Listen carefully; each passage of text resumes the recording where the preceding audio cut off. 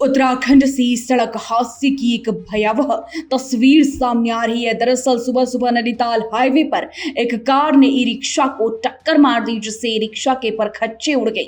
हादसे में गर्भवती महिला समेत 4 लोगों की दर्दनाक मौत होगी, जबकि कई लोग घायल बताए जा रहे हैं। दरअसल आपको बता दें, रुद्रपुर की नैनीताल हाईवे पर यह भयावह सड़क हादसा हुआ है। कार ने ई रिक्शा को ऐसी टक्कर मारी कि ई रिक्शा के परखच्चे उड़ गए। हादसा सुबह 3:15 बजे पीएससी गेट के पास हुआ है।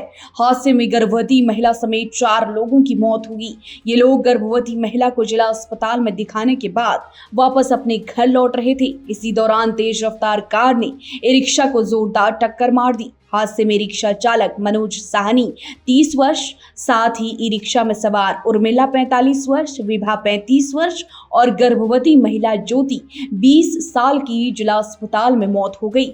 वहीं कार सवार कांति देवी और ललिता के साथ कार चालक बबलू निवासी बरेली गंभीर रूप से घायल हो गए। सभी को हायर सेंटर रेफर किया गया है। दरअसल आपको बता दें, हादसे में मरने वाली गर्भवती ज्योति की 1.5 साल पहले ही शादी हुई थी और अभी वो गर्भवती होने के कारण अस्पताल में जांच के लिए पहुंची थी और परिवार वाले भी साथ थे। लेकिन अस्पताल से घर लौटते वक्त पेट में पल रहे बच्चे के साथ ही वो काल की गाल में समा गई। वहीं मृतक ज्योति उर्मिला और विभा देवरानी जिठानी थी। उर्मिला के पति का पहले ही देहांत हो चुका है। उर्मिला किसी तरह मजदूरी करके बच्चों का पेट पालती थी। अब उर्मिला के 5 बच्चों के सिर से मां का साया भी उठ गया। और दूसरी तरफ विभा के पति प्रमोद LIC एजेंट हैं और इनके भी 2 बच्चे हैं। वहीं मृतक मनोज के 4 बच्चे थे, जिसके सर से अपने पिता का साया उठ गया। एम्बुलेंस वालों ने फोन नहीं उठाया इनका। ये 24 घंटे की उपलब्ध कहते हैं कि 24 घंटा हमारी सर्विस जारी है, तो इसमें उन्होंने फोन क्यों नहीं उठाया। और सबसे बड़े मुद्दा तो ये है कि सरकारी अस्पताल वालों ने जब ऐसा सीरियस मामला था तो क्यों रेफर करा उन्होंने, रोक के रखते थे। दोबारा दर्द उठता उसका क्या होता फिर भागते बेचारे वापसी सरकारी अस्पताल के लिए। अगर रोक लेते काश तो शायद ये हादसा नहीं होता। सरकारी अस्पताल वालों की इतनी लापरवाही है कि उनको भी इसमें लपेट एम्बुलेंस आएगी तब जाओगे आप। वैसे तो 24 घंटे के लिए उपलब्ध है कि मतलब टुक से जाने से पहले एम्बुलेंस को फोन किया उन्होंने फोन रिसीव नहीं किया। बड़े-बड़े अस्पतालों में गरीब कहाँ जाएगा। भाई डॉक्टर लोगों ने रेफर नहीं करना चाहिए कि भाई 2:30 बजे रात के हम नहीं रेफर करें, रोक कर रखो यहाँ पर। क्या बात दर्द फिर उठ 3 परिवार खत्म हो गया। अरे उसे देखो ना, जो गर्भवती का बच्चा 9 महीने का बच्चा वो भी बेचारी 5 लोग मरे, 4 के 5 अभी ये जो हॉस्पिटल वाले हैं ना, ये चोर हैं। ये लूट रहे हैं लोगों को। ये एक मेडिकल अगर कराने जाओ तो 2-2, 3-3 हजार रुपए लेते हैं। इनको शर्म आनी चाहिए। OTP में कोई नहीं मिलता और भाई दें। अगर जरा सा प्लेट अपने हाथ पे लगाना नहीं चाहते, आप बताओ 4 मौतें हो जाती हैं। 4 मौतें हो जाती हैं। इन अस्पताल वालों को ये शर्म आनी चाहिए। देखिए, रात को 3:30 बजे मतलब अभी बीते रात 3:30 बजे एक सूचना आई ट्रांजिट कैंप पुलिस को कि ICICI बैंक के सामने नैनीताल रोड रुद्रपुर हाईवे पर एक भीषण दुर्घटना होने की सूचना आई। और विथिन 1 to 2 मिनट्स, क्योंकि चौकी के बिल्कुल पास में था, सारा फोर्स ने तत्काल रिस्पॉन्ड कर लिया। SHO ट्रांजिट कैंप, आवास विकास चौकी इंचार्ज और सभी ट्रांजिट कैंप का मुख्य रूप से जगतशाही नाइट ऑफिसर सब ने पहुँच गए। तो हमने ये देखा कि वहाँ पर एक टुक-टुक जो है सरकारी हॉस्पिटल में इलाज करा के मरीज़ों को और उनके परिवारों को, तीमारदारों को साथ लेके हुए जा रहे थे। मूलतः ये सारे वहाँ पर भूरा रानी के और सुभाष कॉलोनी के रहने वाले हैं। एक ही बिरादरी का, एक ही परिवार के काफ़ी लोग हैं, जिसमें 5 महिलाएं थी और टुक चालक भी उन्हीं के परिवार का था। रात को एक महिला को कुछ डिलीवरी का पेन होता है ना, वो टाइप महसूस हुआ, तो वहाँ पर हॉस्पिटल में गए थे। काफ़ी देर ऑब्जर्वेशंस के बाद वो मतलब फर्दर ट्रीटमेंट, मतलब बाद में आने को कहकर, मतलब कुल मिला के इलाज कराने के बाद डिस्चार्ज कराए थे। तो डिस्चार्ज हुआ मरीज़ हॉस्पिटल से निकल के आ रहे थे एक टुक टुक में 3:30 बजे और अपने तीमारदारों के साथ, कुल मिला के 6 लोग थे उस टुक टुक में।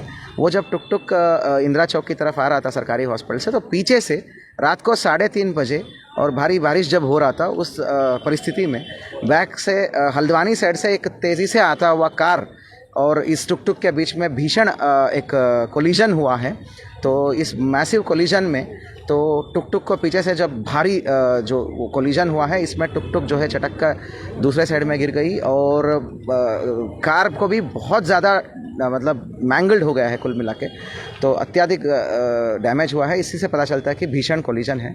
इसके तत्काल जो है जब पुलिस फोर्स वहाँ पर पहुँची तो सबको पुलिस ने अपने आप अपने गाड़ी में और अन्य साधनों से तत्काल बगल में ही सरकारी हॉस्पिटल में वहाँ पर ले जाया गया।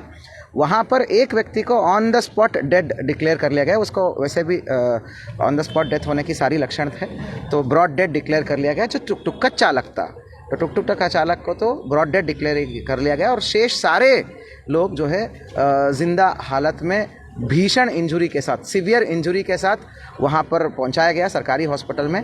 सरकारी हॉस्पिटल रुद्रपुर द्वारा, गवर्नमेंट हॉस्पिटल रुद्रपुर द्वारा सबको प्राथमिक उपचार के पश्चात रेफ़र कर दिया गया विभिन्न हॉस्पिटल में। अब अभी सुबह तक ये स्थिति है कि जिनको रेफ़र किया था उनमें से टोटल 3 डेथ्स हो गई है। सुशीला तिवारी में ज्योति जो महिला है, मुख्य रूप से महिला जो गर्भवती थी, उसका डेथ हो गई है और सुशीला तिवारी के इलाज के पश्चात, और बाकी 2 लोगों को अलग अलग हॉस्पिटल्स में रेफरल के बाद, जो वहाँ पर उपचार के बाद जो है वहाँ पर भी उन्होंने दम तोड़ दिया है।